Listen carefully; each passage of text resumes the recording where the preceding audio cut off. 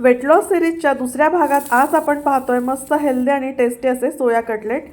त्यासाठी मिक्सर जारमध्ये इथे मी भिजवलेले सोयाबीन घेतले आहेत। आलं, लसूण, हिरवी मिरची, कांदा, कोथिंबीर आणि फुटाणे यामध्ये मी घातलेले आहेत।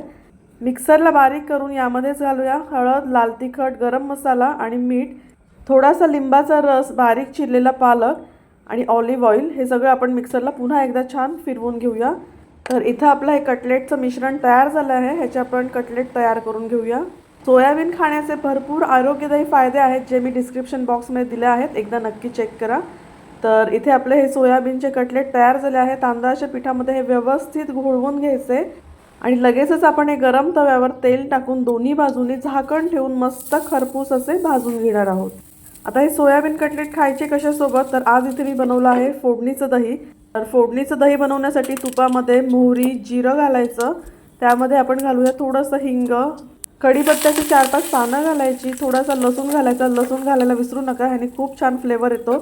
थोडंसं लाल तिखट घालायचं, हे व्यवस्थित मिक्स करून घ्यायचं आणि दह्यावर ही फोडणी टाकून घ्यायची। चवीनुसार मीठ घालायचं, मिक्स करायचं आणि मस्त असं आपलं हे फोडणीचं दही किंवा दह्याची चटणी तयार झाली आहे।